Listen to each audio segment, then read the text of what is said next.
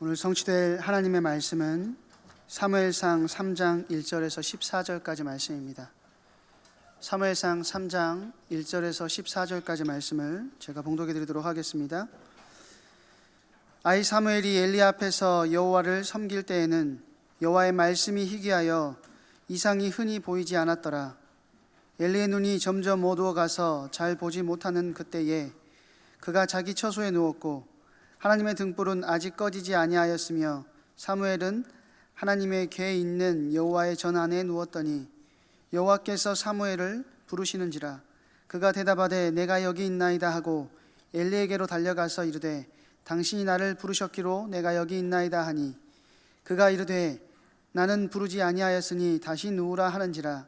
그가 가서 누웠더니 여호와께서 다시 사무엘을 부르시는지라. 사무엘이 일어나 엘리에게로 가서 이르되 당신이 나를 부르셨기로 내가 여기 있나이다 하니 그가 대답하되 내 아들아 내가 부르지 아니하였으니 다시 누우라 하니라.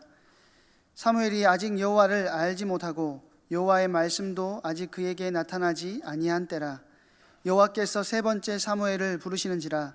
그가 일어나 엘리에게로 가서 이르되 당신이 나를 부르셨기로 내가 여기 있나이다 하니 엘리가 여호와께서 이 아이를 부르신 줄을 깨닫고 엘리가 사무엘에게 이르되 가서 누웠다가 그가 너를 부르시거든 내가 말하기를 여호와여 말씀하옵소서 주의 종이 듣겠나이다 하라 하니 이에 사무엘이 가서 자기 처소에 누우니라.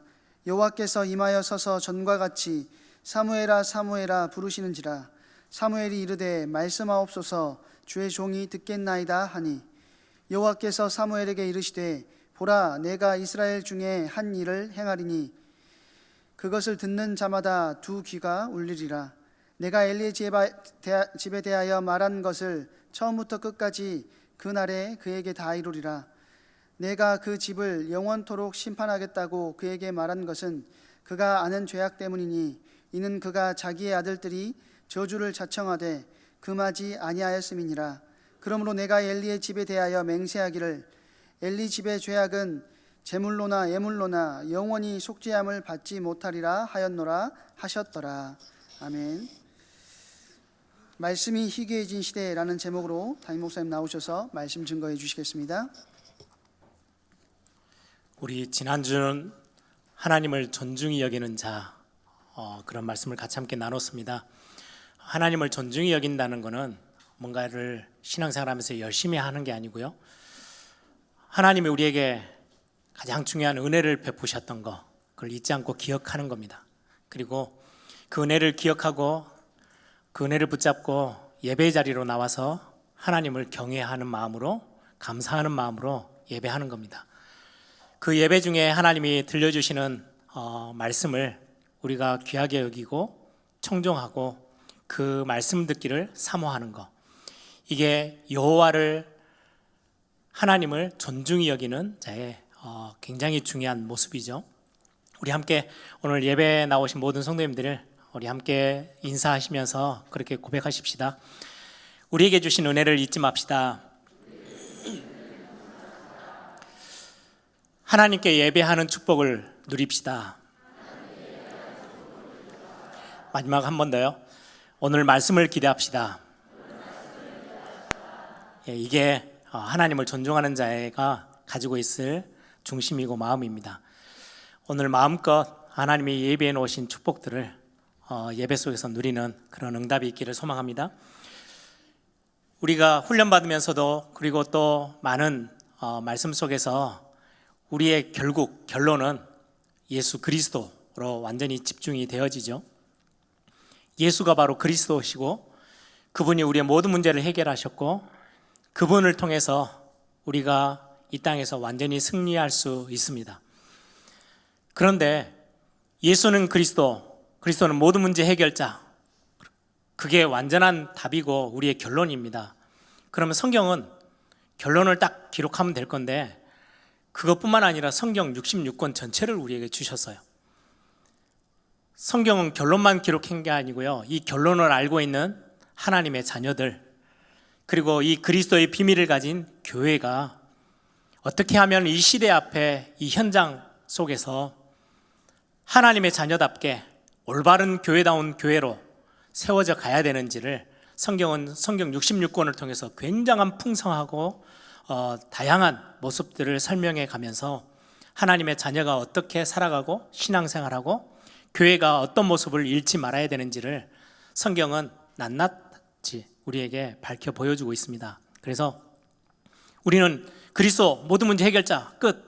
그럼 우리가 결국 뭐 설교 들을 이유도 없고 그거 고백하고 외치고 그 집으로 가면 되는데 우리의 삶은 단순한 게 아니죠. 그래서 성경은 그리스도를 주로 고백하는 모든 하나님의 교회와 하나님의 백성들이 다양한 환경 속에서, 다양한 시대 속에서, 다양한 문제 앞에서 어떻게 승리자로 하나님의 응답을 가지고 또 하나님을 영화롭게 하며 설 수 있는지를 성경 전반을 통해서 우리에게 말씀하고 있어요. 특히 사무엘서를 우리가 지금의 시점에 같이 함께 말씀을 나누는 것은 팬데믹이 지나가면서 어떻게 보면 사사시대와 거의 똑같은 모습, 전혀 다르지 않는 현대 교회의 모습들, 더더구나 이 코로나를 지나면서 많은 예배하는 사람들이 예배가 점점 더 멀어져 가고 놓쳐가는 이 시대에 지금 사사시대에 굉장히 하나님과는 동떨어진 삶을 살았던 하나님의 백성들의 구약교회의 모습이 하나님은 어떻게 해서 그거에 대해서 지적하시고 그 가운데 있는 죄가 무엇인지를 말씀하시고 그리고 하나님의 말씀에 귀를 기울이며 하나님을 존중히 여기는 자들을 통해서 하나님이 그 나라들을 어떻게 회복해 가시는지를 사무엘서에 굉장히 구체적으로 설명하고 있어요. 그래서 지금 이 시대에 우리가 붙잡아야 될 메시지가 있겠다. 그런 중심 가지고 우리가 사무엘서를 지금 같이 함께 나누고 있습니다. 여러분들이 이 사무엘서를 같이 함께 말씀 나누는 중에 여호와를 인정하고 하나님을 존중하는 그 중심이 무엇인지 회복하고 진짜 저와 여러분의 삶을 통해서 부족하지만 하나님께 영광을 돌리는 하나님을 영화롭게 하는 그런 축복을 우리 교회와 우리 개인이 찾아내는 응답이 있기를 소망합니다. 오늘 제목을 제가 1절의 본문에 있는 것처럼 여호와의 하나님의 말씀이 희귀해져 있는 시대, 이상이 그치고 예전에는 구약시대 때는 하나님이 꿈으로 또 비전으로 환상으로 나타나셔서 하나님의 말씀을 보여주기도 하셨어요. 지금 시대는 어떠합니까? 지금은 그게 불필요해요. 이상이 보일 필요가 없어요. 어디 안에 다 기록되어 있어요? 성경 66권 안에 완벽하게 하나님이 말씀하시기를 원하시는 모든 것들이 성경 안에 기록되어져 있습니다. 그래서 우리는 지금 이 시대는 우리는 성경을 붙잡고 하나님의 말씀을 붙잡고 우리는 따라가면 되는 거죠. 아무튼 구약교회는 하나님이 하나님의 사람을 불러서 말씀을 전달하고 또 하나님의 사람을 불러서 환상과 이상을 보여주시면서 하나님의 말씀을 깨닫게 하시고 백성들에게 또 시대 앞에 말씀을 전달하게 하셨거든요. 지금 사무엘상 3장에 여호와의 말씀이 희귀하여 이상이 흔히 보이지 않았더라. 이거는 앞에 있었던 사사시대의 적나라한 영적 상태의 모습입니다. 하나님의 말씀이 온데간데 없고 하나님이 하나님의 사람들을 불러서 뭔가의 말씀을 주시고 보여주셔야 하는데 그게 다 멈춰서 있는 사사시대의 모습, 지금 현대 교회의 모습이기도 하고 어떻게 보면 우리가 회복해내야 될 굉장히 중요한 사명이기도 합니다. 예전에 그런 이야기들이 이제 신문 지상에도 그렇고 뭐 뉴스에도 이렇게 비교하면서 활용했던 문구가 하나 있는데요. 뭐뭐는 많은데 뭐뭐는 없다, 이런 이야기들이 있어요. 구체적으로 표현해 보면 저도 설교 때 몇 번 이렇게 활용을 했는데요. 학교는 많은데 참 교육은 없다. 선생님들은 많은데 진짜 스승은 없어요. 학생은 많은데 진짜 제자가 없다. 이게 이제 많은 시대 상황들을 이렇게 그런 문구로 표현했는데요. 그거를 빌리자면 지금의 교회의 모습들을 보면 교회당, 예배당, 건물, 예배당은 정말 많은데 진짜 하나님이 원하시는 교회다운 교회가 없는 시대예요. 여러분들 TV를 틀어보세요. 또 유튜브 인터넷을 열어보시면 엄청난 메시지가 설교가 막 쏟아져 나옵니다. 설교는 너무 많은데 진짜 하나님의 말씀이 전달되어지는 거는 너무 없어요. 이런 시대, 사사시대와 똑같은 시대를 저와 여러분이 살고 있어요. 딱 그거와 비슷하죠. 홍수가 나면 먹을 물이 없다 그러죠. 바다 한가운데 배가 난파돼서 빠지면 목이 너무 타는데 먹을 물은 없어요. 바다 한가운데 물 가운데 떠 있는데 마실 물은 없어요. 엄청난 메시지의 홍수 속에 있는데 진짜 우리를 살리는 능력의 말씀, 살아있는 하나님의 말씀을 전달하고 그 말씀을 기대하고 그 말씀에 청종하며 하나님을 바라보는 하나님의 사람과 하나님의 교회가 잘 없는 시대에 우리는 살고 있습니다. 사사시대와 거의 흡사한 시대예요. 그런 중에 오늘 사무엘상 3장의 말씀을 보면서 저와 여러분이 진짜 중요한 하나님의 음성을 듣는 그런 축복된 시간 되길 바랍니다. 가장 첫 번째로 말씀이 희귀해져 있다 그러는데요. 이 말씀이 왜 이토록 중요합니까? 말씀이 희귀하면 시대는 망합니다. 말씀이 선포되어지고 말씀이 움직이면 시대는 살아납니다. 말씀이 무엇이길래 그렇습니까? 성경에서 말씀이 무엇이라고 우리에게 잘 설명해 주고 있어요. 목사님 성경을 50독 했더니 100독 했더니 저에게 이런 어마어마한 응답이 왔어요. 그거는 참고사항이지 그건 우리가 붙잡아야 될 근본 뿌리는 아니에요. 성경에 말씀 자체가 무엇이라고 아주 정확하게 설명해 주고 계시거든요. 우리 말씀 속에서 우리는 하나님의 말씀이 얼마나 능력 있고 얼마나 힘 있고 얼마나 우리가 놓치지 말아야 될 정말 두렵고 떨림으로 붙잡아야 될 말씀인지를 성경은 우리에게 보여주고 있거든요. 오늘 사무엘상 3장 12절 보시면 하나님이 사무엘을 찾아 부르시고 사무엘에게 말씀 듣기를 원해서 귀를 기울이고 있는 사무엘에게 하신 말씀 중에 하나가 이겁니다. 12절에 보시면 내가 엘리의 집에 대하여 말한 것을 처음부터 끝까지 그날에 그에게 다 이루리라. 하나님이 3장 바로 앞에 지난주 본문과 오늘 본문 사이에 보시면 하나님이 하나님의 사람을 불러다가 엘리를 찾아가게 만드셔서 엘리의 가정과 가문에 행하실 일들을 하나님이 한 3가지 정도를 말씀하세요.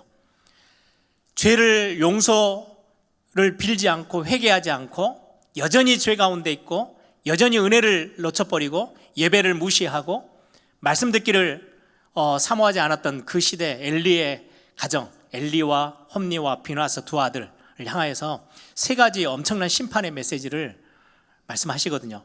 그거를 내가 처음부터 끝까지 내가 다 이룰 것이다. 지금 사무엘에게 하신 말씀이에요. 그 좀 더 구체적인 내용이 13절 14절에 나와 있는데요. 내가 그의 집을 영원토록 심판하겠다.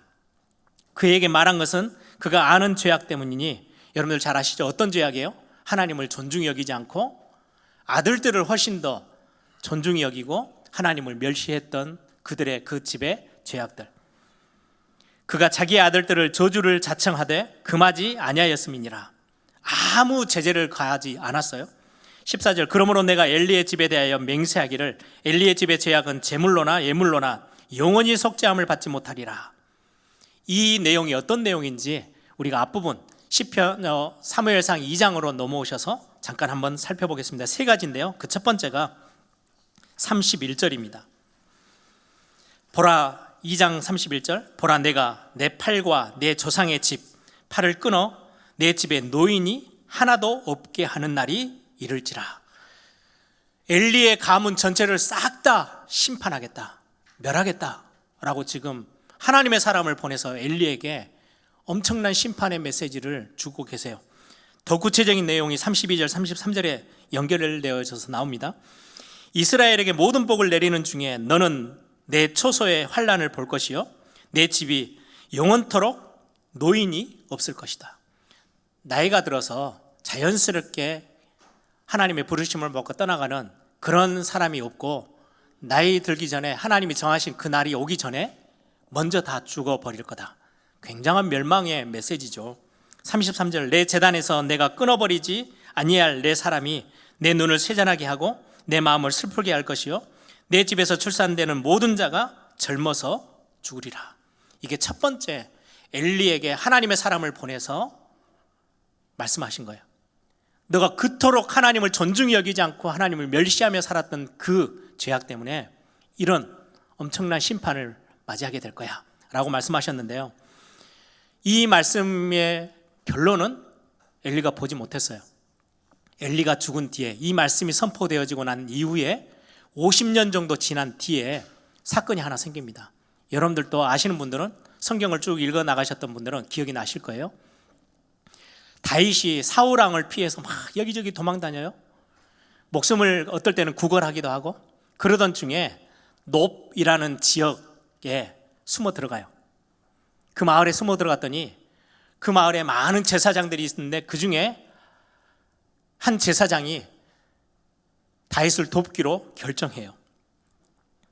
그 제사장이 이제는 떡도 주고 물도 마시게 하고, 또 주변에 같이 함께 있던 군사들에게 무기도 나눠줘요. 그래서 떠나보내요. 그 소식이 사울 왕의 귀에 들리게 됩니다. 이 제사장의 이름이 아히도벨이라는 제사장이에요. 누군지 아십니까? 엘리 제사장의 후손이에요.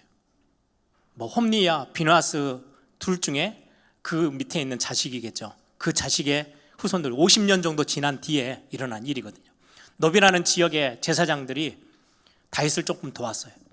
이걸 사울이 알고 엄청 화가 나 있는 거예요. 그래서 그들을 완전히 다 몰살시키려고 일을 꾸밉니다. 그 본문이 사무엘상 22장 16절에서 20절에 기록되어져 있어요. 제가 한번 읽어드릴게요.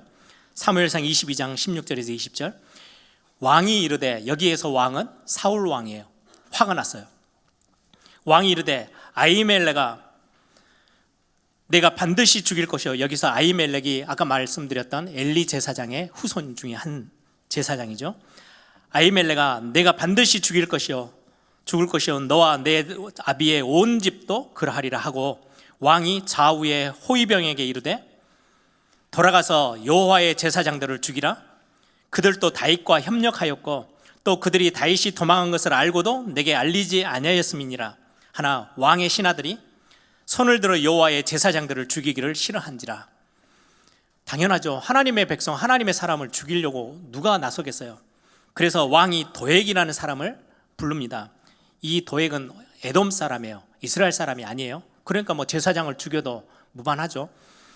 18절, 왕이 도액에게 이르되, 너는 돌아가서 제사장들을 죽이라 하며 에돔 사람 도액이 돌아가서 제사장들을 쳐서 그 나라에 세마포 에봇을 입은 자 85명을 죽였고, 제사장들은 성읍 놉의 남녀와 아이들과 젖먹는 자들과 소와 나귀와 양을 칼로 쳤더라.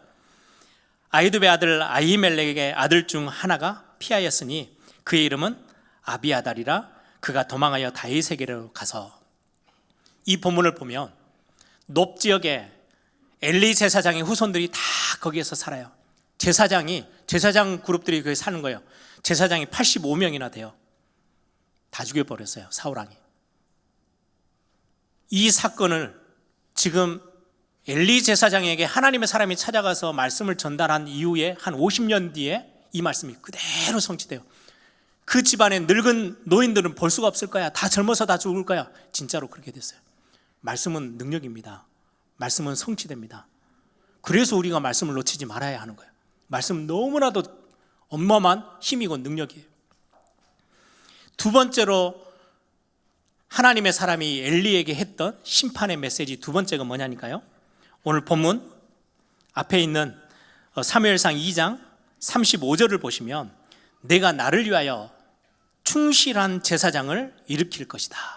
충실한 제사장, 엘리 제사장 가문 사람 말고 하나님을 존중히 여기는 하나님의 사람, 하나님을 의지하는 제사장, 충실한 제사장을 새로 일으킬 거야 라고 말씀하셨거든요. 그 말씀은 어디에서 성취되는지 아십니까? 이 말씀이 주어진 이후에 한 100여 년 지난 뒤에, 아까 그 사건 사울왕과 다윗 사이에 일어났던 놉 제사장 그룹들이 다 죽던 그 해보다 이제 한 50년이 더 지나갔어요. 열왕기상 2장 26절 27절에 보시면, 솔로몬이 이제 다윗이 나이가 먹어서 하나님의 의미를 알고 의지를 알고 자기 아들 중에 많은 아들이 있지만 솔로몬을 왕으로 세웁니다. 하나님이 솔로몬을 왕으로 택하셨어요. 그런데 다윗의 군대 장관으로 옆에 있던 요압이라는 군대 장관과 아까 노비라는 지역에서 85명의 제사장들이 다 죽었잖아요. 근데 아히멜렉의 아들 한 아비아달이라는 제사장 하나가 유일하게 엘리 제사장의 가문 중에 후손 중에 한 제사장이 살아서 에봇을 챙겨 가지고 도망해서 다윗에게 찾아가요. 사울을 피해서. 그랬더니 다윗이 그를 거두어들여요. 그래, 나를 위해서 너희 모든 가문이 다 어려움을 당했기 때문에 내가 너를 챙겨야 되겠다. 그리고는 다윗이 왕으로 등극하고 사역하는 40년 동안 다윗 옆에서 모든 예배를 수종드는 대제사장으로 아비아달이 이 사역을 감당해요. 그러다가 다윗이 이제 거의 죽을 때가 됐죠. 후대를 이제 왕으로 다음 왕을 세우는데 요압과 함께 손을 잡고 반역을 일으켜요. 하나님은 이미 솔로몬을 택하셨어요. 그런데 다윗의 왕 중에 아도니아라는 아들을 왕으로 등극시키기 위해서 요압이라는 군대 장관과 손을 잡고 작전을 꾸미다가 반역을 일으키다가 결국 이제 솔로몬 앞에서 이제 죽게 되는 거죠. 반역이 들켰어요.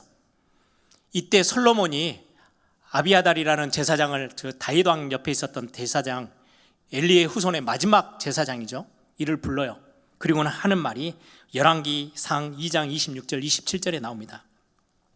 왕이 제사장 아비아달에게 이르되 내 고향 아나돗으로 돌아가라.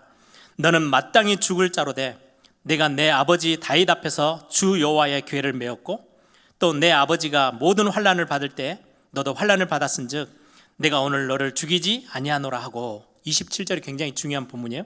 아비아달을 쫓아내어 여호와의 제사장 직분을 파면하니 결국은 엘리 제사장의 가문의 제사장직이 완전히 끊어져요. 그리고는 새로운 제사장을 하나님은 선택해서 이끌고 나가시는 거예요. 아까 두 번째 심판의 메시지 중에 내가 충실한 제사장을 세우겠다라고 하셨던 그 말씀이 그대로 성취되죠. 그러면서 뒷구절입니다. 여호와께서 실로에서 엘리의 집에 대하여 하신 말씀을 응하게 함이더라. 하나님이 100년이 지난 그때 새로운 충실한 제사장을 너희 엘리 가문 다 없애버리고 새로운 제사장 그룹을 택할 거야 라고 하셨는데요, 100년 지난 뒤에 성취되어져요. 한 명 남았던 엘리의 후손 아비아달이라는 제사장이 이제는 그 뭔가의 사건에 휘말려서 제사장직을 파면당하고 자기 고향으로 살아서 가요. 죽이진 않죠. 다윗 왕 아버지 옆에서 섬겼던 제사장이라고 솔로몬이 살려줘요. 대신에 제사장직을 파면시켜요. 그리고는 사독 계열의 제사장 그룹들이 이제 이스라엘 유다 나라 마지막까지 제사장직을 쭉 감당해요. 그런데 성경에 보시면 출애굽해가지고 광야에서 하나님이 아론의 후손들을 제사장 직분으로 택하시는데요, 아론의 아들 4명이 있었어요. 광야에서 자식을 보지 못한 2명의 아론의 아들 둘은 하나님 앞에 범죄해서 그 자리에서 죽어요. 남은 아들이 이제 2명이죠. 한쪽은 사독 계열의 아들, 그리고 엘리 제사장 윗대, 이 두 가문이 제사장 직분을 감당하고 있었는데 결국은 엘리 제사장이 하나님 앞에 존중함을 놓쳐버렸던 그 가문은 완전히 이제 아비아달로 끝이 나요. 그리고는 마지막 남은 아론의 한 아들 때 사독 계열의 제사장들이 끝까지 이제 갑니다. 그 말씀이 오늘 본문 앞에 있는 말씀이에요. 사무엘상 2장에 있는 말씀. 엘리에게 찾아가서 충실한 제사장, 너희 가문은 이제 끝이야. 하나님을 존중히 여길 줄 아는 가문을 들어서 내가 제사장 직분을 맡길 거야. 그게 그대로 100년 뒤에 성취되어져요. 마지막 하나는요, 오늘 본문에 있는 앞에 있는 34절이에요. 2장 34절. 내 두 아들 홈니와 비나스가 한날에 죽으리니 그 둘이 당한 그 일이 내게 표징이 되리라. 이 마지막 거는 엘리가 죽기 전에 확인해요. 야, 진짜 하나님이 심판한다 하시더니 진짜네 확인하고 그게 표징으로 엘리에게 탁 붙잡아지고 엘리는 그 자리에서 이제 목숨이 끊어지죠. 그 본문이 사무엘상 4장 16절 18절에 나옵니다. 제가 잠깐 읽어드릴게요. 그 사람이 엘리에게 말하되 나는 진중에서 나온 자라 블레셋과 싸움이 벌어져서 전쟁이 생겼어요. 내가 오늘 진중에서 도망하여 왔나이다. 엘리가 이르되 내 아들아 일이 어떻게 되었느냐. 소식을 전하는 자가 대답하여 이르되 이스라엘이 블레셋 사람들 앞에서 도망하였고 백성 중에는 큰 살육이 있었고 당신의 두 아들 홈니와 비나스도 죽임을 당하였고 하나님의 괴는 빼앗겼나이다. 18절 하나님의 괴를 말할 때 엘리가 자기 의자에서 뒤로 넘어져 문 곁에서 목이 부러져 죽었으니 나이가 많고 비대한 까닭이라. 그가 이스라엘의 살사가 된 지 40년이었더라. 이렇게 죽은 나이가 98세예요. 아들이 한 날 죽는 그날을 보고를 받고 하나님의 괴가 빼앗겨졌다는 소식을 듣고 일어나다가 뒤로 넘어져서 목이 부러져 죽죠. 결국은 하나님이 세 가지 심판의 메시지를 했던 게 다 그대로 성취되어져 버려요. 이게 말씀이에요. 여러분들 말씀을 붙잡는다는 거는요, 축복의 말씀 반드시 우리에게 주어집니다. 엄청난 경고의 메시지 놓치지 마셔야 돼요. 그런데 성경은 단순하게 이렇게 말씀을 지키고 순종해야 돼 이렇게 머물지 않고 우리는 어쩔 수 없이 실수하고 어쩔 수 없이 멸망의 자리에 설 수밖에 없는데 이 말씀이 결국은 어디를 향해서 가고 있는지를 성경은 분명히 가르쳐주고 계세요. 신약 시대로 넘어와서 말씀이 무엇이다 이렇게 완벽하게 성취되어지는 하나님의 능력이고 우리가 두렵고 떨림으로 붙잡아야 될 말씀은 힘이 되고 성취되어지는 그 말씀이 무엇인지를 성경은 밝히 보여주는데요. 요한복음 1장 1절에 태초에 말씀이 계시니라. 이 말씀이 하나님과 함께 계셨으니 이 말씀이 곧 하나님이시라. 하나님은 영이시어서 눈에 보이지 않아요. 보이지 아니하시는 영이신 하나님이 자신을 그대로 다 계시하셨어요. 그게 바로 성경 66권이에요. 그래서 말씀이 곧 하나님이셔요. 우리 말씀을 읽으면서 하나님을 대하는 거예요. 하나님을 보는 거예요. 하나님을 체험해요. 하나님의 말씀을 듣는 거예요. 하나님이 무엇에 집중하고 계시고 하나님의 마음이 어디 있는지를 우리 말씀을 통해서 확인할 수 있어요. 그 말씀이 요한복음 1장 14절에 말씀이 육신이 되어 무슨 의미인지 아시죠? 성육신, 예수 그리스도가 이 땅에 오신 사건을 설명하는 거죠. 말씀이 육신이 되어 우리 가운데 거하심에 우리가 그의 영광을 보니 아버지의 독생자의 영광이요 은혜와 진리가 충만하더라. 이 말씀이 결국은 온전히 그 능력과 힘과 모든 성취의 비밀을 가지고 예수 그리스도께로 완전히 집중되어져요. 이 말씀이 이 땅에 우리 가운데 찾아오셨는데 요한복음 1장 11절 12절에 그가 자기 땅에 오매 자기 백성이 아무도 영접하지 않았는데 영접하는 자 곧 그 이름을 믿는 자들에게 하나님의 자녀가 되는 권세를 주셨다. 하나님이 구약 성경 신약 성경 통틀어서 말씀을 붙잡는 자는 하나님을 존중히 여기는 자야 라고 선포하고 계시고 이 말씀을 놓쳐버리면 망하는 거야. 심판을 받고 죽어야 돼. 멸망을 당하는 거야 라고 말씀하셨는데요. 이 말씀이 결국은 어디로 가요? 예수 그리스도께로 집중돼요. 예수 그리스도를 믿고 의지하는 자는 하나님을 존중하는 자예요. 하나님의 말씀을 기억하는 거예요. 하나님의 말씀을 무겁게 받아들이는 거예요. 나는 아무리 선한 행동을 해도 절대로 구원받을 수도 없고 심판에서 벗어날 수 없는데 하나님이 심판에서 벗어날 수 있는 유일한 길을 하나 제시하셨어요. 그게 바로 예수 그리스도세요. 말씀의 핵심, 말씀의 결국. 이 말씀을 사모하며 듣고 귀를 열어 듣고 영접하는 자 곧 그 이름을 믿는 자들에게 하나님의 자녀가 되는 권세를 주시는 거래요. 말씀을 의지한다는 거는요, 여러분들이 이미 그 말씀 의지하는 그 한 복판 한 자리에 들어와 있어요. 그래서 여러분들이 복음을 귀하게 여겼다, 아무나 귀하게 여기는 게 아니거든요. 하나님을 존귀히 여기는 자가 말씀을 붙잡는 겁니다. 말씀을 붙잡는 자를 성경은 하나님을 존중히 여기는 자, 하나님을 존귀히 여기는 자, 하나님을 경외하는 자라고 성경은 표현하고 있어요. 여러분들 그 자리에 지금 와 계세요. 그래서 구원받음을, 그 은혜를 잊지 마시기 바랍니다. 우리가 말씀을 붙잡았더니 너무 연약한 내가 완벽한 성취되어지는 말씀, 힘이 되어지고 능력이 되어지는 말씀을 내가 붙잡았더니 나를 살려냈네. 그게 예배자가 가지고 있어야 될 굉장히 중요한 우리의 중심이고 마음이죠. 이 말씀을 붙잡았더니 우리를 살려냈어요. 이 말씀은 우리를 다시금 시작하게 해요. 이 말씀이 우리를 치유해요. 이 말씀이 우리를 살아나게 해요. 이게 바로 교회를 살리고 교회가 힘을 가지고 일어서서 세상을 살릴 수 있도록 주어지는 엄청난 원동력이 바로 말씀입니다. 그래서 교회는 말씀이 희미해지면 무너지는 겁니다. 그리스도의 복음의 말씀이 약해지면 교회는 아무 이 땅에서 아무 존재감이 없이 그냥 덩치로만 서 있는 것뿐입니다. 이 말씀을 붙잡는 저와 여러분에게, 그리스도의 비밀을 붙잡고 하나님의 말씀을 붙잡는 저와 여러분을 하나님이 살려내시고요, 다시금 생명의 비밀을 주시고 우리의 가정도, 우리의 현장도, 우리의 자녀도, 우리의 교회도 하나님이 다시금 새롭게 하시는 거예요. 꼭 이 은혜 마음껏 누리는 시간 되길 바랍니다. 두 번째입니다. 말씀을 사모하는 자, 말씀을 청종하는 자. 오늘 말씀이 희귀해져 버린 시대에 말씀을 들으려고 하는 사람, 하나님이 가장 귀하게 보시는 거거든요. 말씀이 희귀해졌다, 안 들린다, 하나님이 말씀을 안 하시니까 들을 수가 없다, 아니에요. 반대로 설명해요. 성경은 반대예요. 하나님은 말씀을 주시기를 원해요. 그런데 들으려고 하는 사람이 아무도 없어요. 그래서 하나님이 말씀하시는 것을 멈추셨어요. 들으려고 귀를 세우고 쫑긋 세우고 청종하려고 하는 사람, 말씀을 기대하고 말씀을 사모하는 사람이 없다 보니까 하나님이 더 이상 말씀을 하시는 것을 멈추셨어요.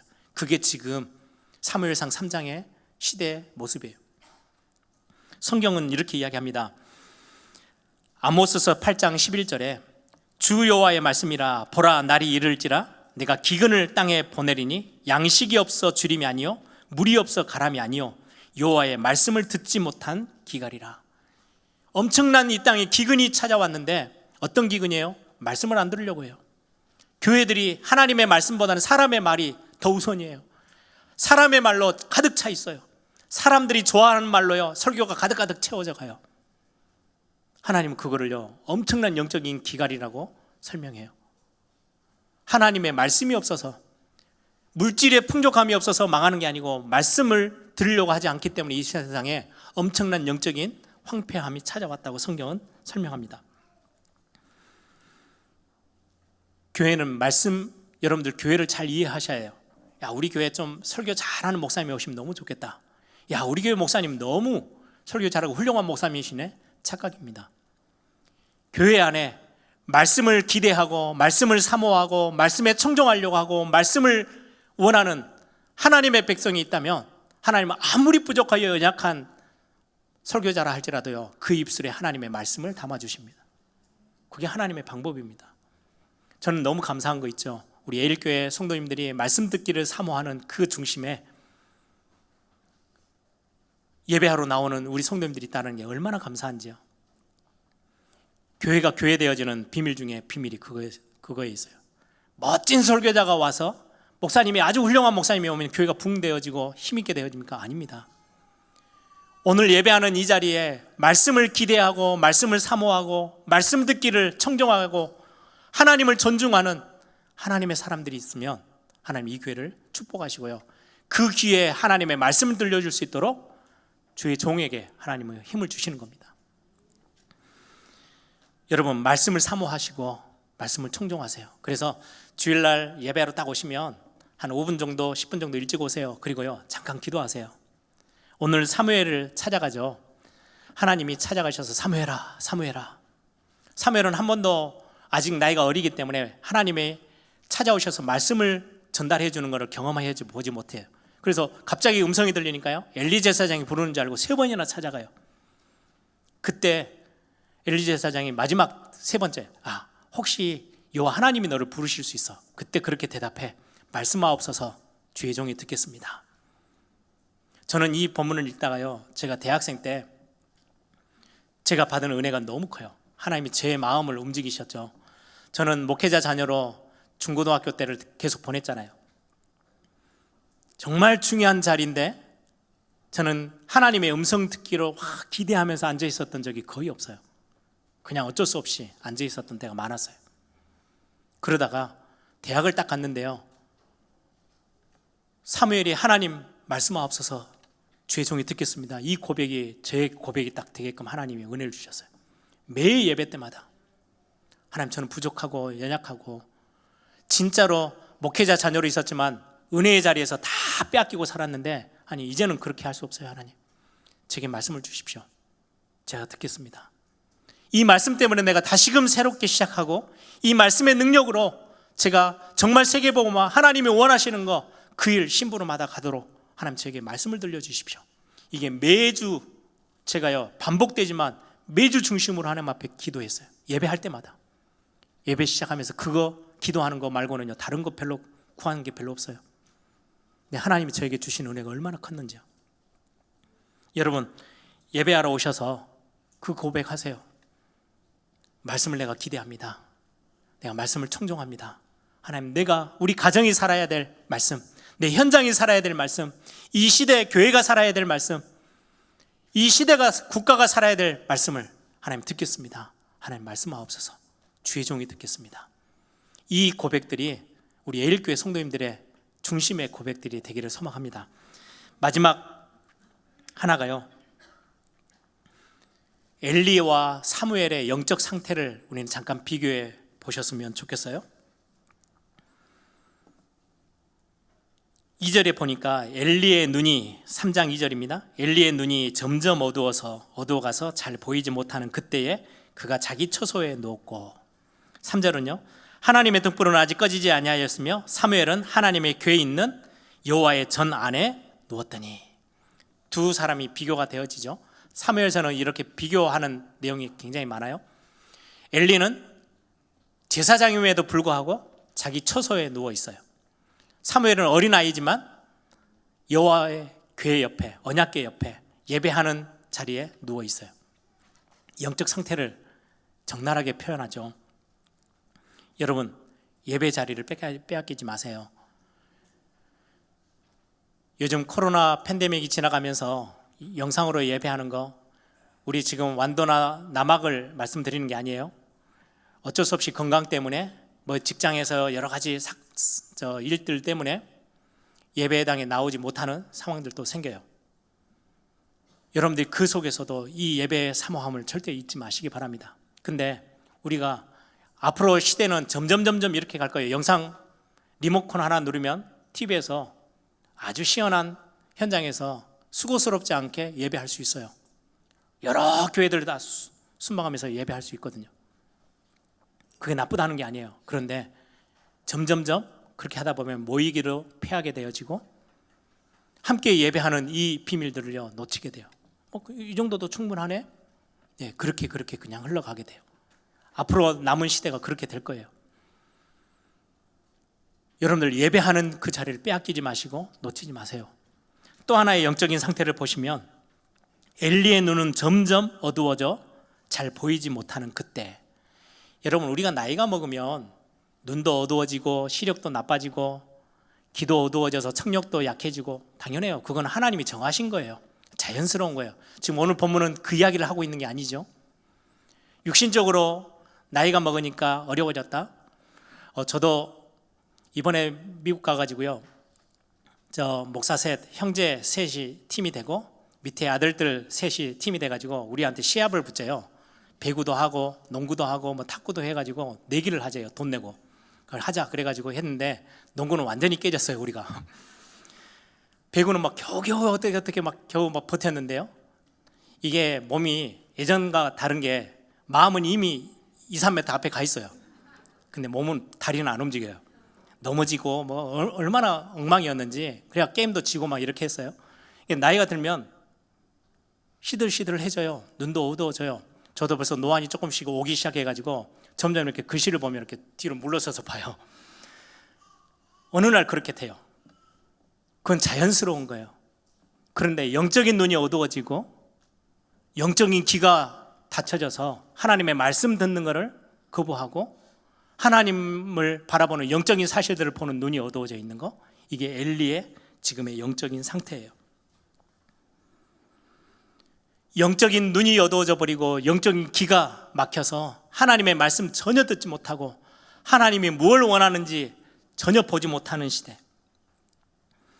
여러분들, 육신이 약해진다고 영적인 게 약해지질 않아요. 바울은 그렇게 고백해요. 고린도후서 4장 16절에 우리의 겉사람은, 바울의 고백이에요.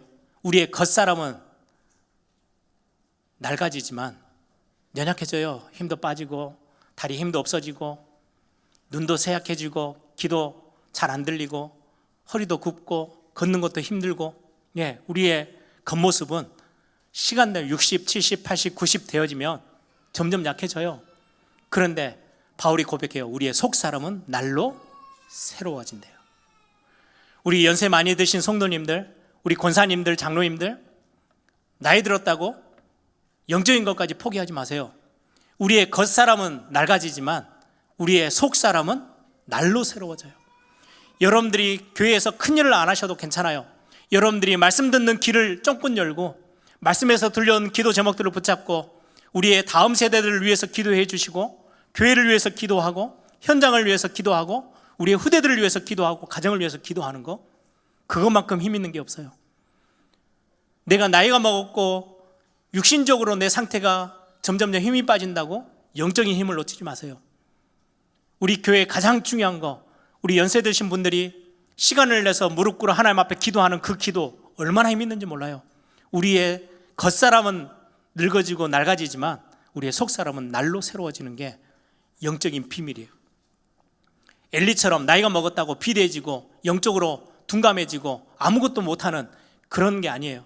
여러분들 깨어 기도하는 그런 비밀들이 있기를 바랍니다. 이렇게 영적인 상태가 얼마나 중요한지요. 교회의 영적인 상태에 따라서 나라와 시대에 영향을 줍니다. 살리기도 하고 죽이기도 합니다. 교회 안에 있는 영적 지도자들, 목사를 중심으로 해서 우리 장로님들, 우리 권사님들, 안수 집사님들의 영적 상태에 따라서 교회가 사느냐, 교회가 죽느냐 결정나게 돼요. 특히 우리 부모 영적 상태에 따라서 자녀들의 영적 상태가 달라져요. 우리 부모의 영적 상태가 건강하면, 깨어 있으면 자녀들을 살리게 됩니다. 그래서 여러분들 이번 올 여름에 사역들을 두고 기도해 주세요. 오늘 또 3부 예배 때 우리 교사 헌신 예배가 있죠. 우리 교사 선생님들을 위해서 기도하고 교사들이 기도해 주셔야 돼요. 우리의 자녀들이 지금 말씀 나오는 것처럼 하나님을 존중히 여길 줄 아는 신앙의 비밀을 놓치지 않게 해달라고 기도하세요. 제가 어릴 때 기억을 더듬어 보면 공부를 이렇게 잘 안 했는데요, 성적표가 나오잖아요. 그럼 성적표를 보고 너가 왜 이렇게 공부를 못했어 해가지고 매를 맞아본 기억이 한 번도 없어요. 뭐 이렇게 잔소리는 좀 들었던 것 같아요. 공부해야 돼 이렇게 했는데 그거 가지고 매를 맞아본 기억이 별로 없어요. 그때 조금 더 강하게 부모님들이 공부하라고 좀 소리쳤으면 지금보다는 조금 더 잘했지 않을까 뭐 이런 생각도 들긴 하는데요. 그런데 예배 때 잘못했다가 신앙생활이 좀 이상했다가 맞고 욕먹고 매를 맞았던 기억이요 정말 많아요. 어떻게 보면 그게 저를 여기까지 만들어내지 않았을까. 그러다 보니까 지금 제가 제 자녀들을 키우는데 가끔 와이프하고 이야기를 해요. 좀 애들한테 공부 좀 하라고 좀 이야기 좀 해줘. 그러면 알았어 내가 해볼게. 그리고 가가지고요 공부 좀 열심히 해라. 그게 끝이에요. 제 기억에 애들한테 막 공부 때문에 막 목소리를 높인 적이 단 한 번도 없는 것 같아요. 야 이제 좀 시간 내서 좀 공부 좀 해, 컴퓨터 그만하고. 그게 끝이에요. 근데 제가 진짜로 화가 나서 막 목소리를 높일 때는요 예배에 관련된 거예요. 하나님과에 관련된 거. 그게 부모에게 배운 방법 아니겠나 싶어요. 여러분들은 어떻게 자녀들 앞에 여러분들의 영적 상태를 가지고 어떻게 양육하고 계세요? 여러분들의 영적 상태에 따라서 자녀들의 영적 상태가 달라져요. 그래서 올 여름에 중요한 여름 사역들, 또 중요한 훈련들, 우리 교회가 앞으로 다음 세대를 준비하는 모든 부분에 있어서 우리 교회 안에 있는 중요한 영적 지도자들과 부모들의 영적 상태는 굉장히 중요합니다. 그래서 여러분들 중요한 하나님 앞에서 하나님을 존중해 여기며 은혜를 기억하고 예배를 소중히 감사하는 마음으로 예배하면서 말씀에 귀를 기울일 줄 아는 우리 애일교회 모든 성도들, 그런 축복들이 우리 교회 안에 넓게 펼쳐지는 그런 응답이 있기를 소망합니다.